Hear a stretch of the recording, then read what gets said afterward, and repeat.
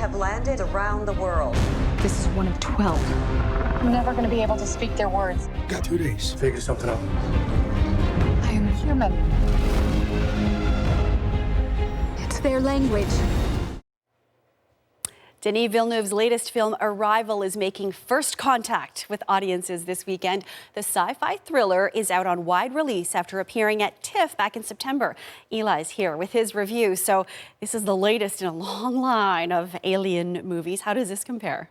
It doesn't compare to any alien movie you've seen. So forget about E.T. and Aliens and Close Encounters, because this is director Denis Villeneuve. He does not do cliches. He does not do big green men with googly eyes. There he is on your screen. And I came across a great quote from the director talking about the challenge of making this sci-fi film. He said the challenge was avoiding the trap of falling into the comfort of things we've seen before. So he's not going to give you what you've seen before. This is an entirely new alien adventure. And with his previous films, this is the guy who gave us Sicario and Incendie. Right now he's working on the sequel to Blade Runner. So these are personal movies, usually, where characters are pushed to the limit. And now it's a global film where the world is pushed to the limit as 12 massive spacecrafts arrive over cities, floating over each city like these massive, as you can see them, these orbs, just these stones hanging in the sky. No lasers, no lights. They're just there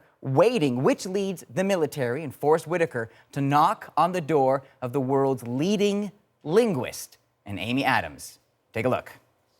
I'm Colonel G.T. Weber from Army Intelligence. Pack your bags. You're at the top of everyone's list when it comes to translations. Priority 1. What do they want? Where are they from? You'll be reporting to me, but you'll be working with him when you're in the show. That's what they call him, the UFO.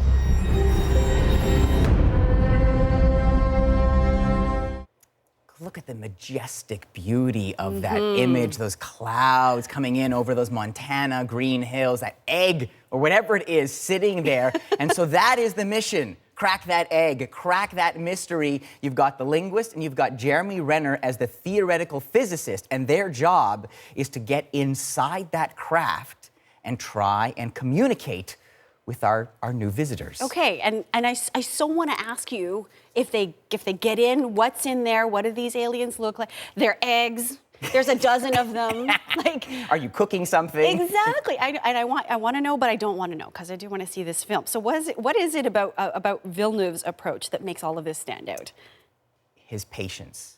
The pacing. I describe this as slow release cinema. This is not Independence Day. You do not have laser blast blowing up the White House. This is a movie with stately cinematography. When they first arrive, you see the view of those spacecraft. I mean, they are astounding. And a lot of the action of this film as they voyage inside the craft is decoding the visitors' language. These giant squid-like beings are viewed through that massive window there, somewhere in the mist. They have a language that sounds like a combination between a great whale and a didgeridoo, and then there's those symbols. What do those mean? Now, when Louise and Ian, the linguist and the physicist, go inside, they're supposed to wear these suits because they don't want to be contaminated. But Louise needs to make contact, so she takes off the suit. Prepare and take a look.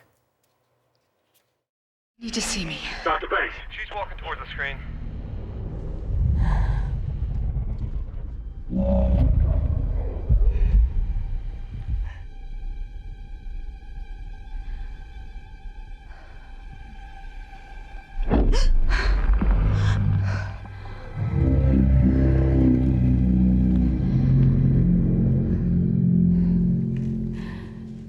That's a proper introduction.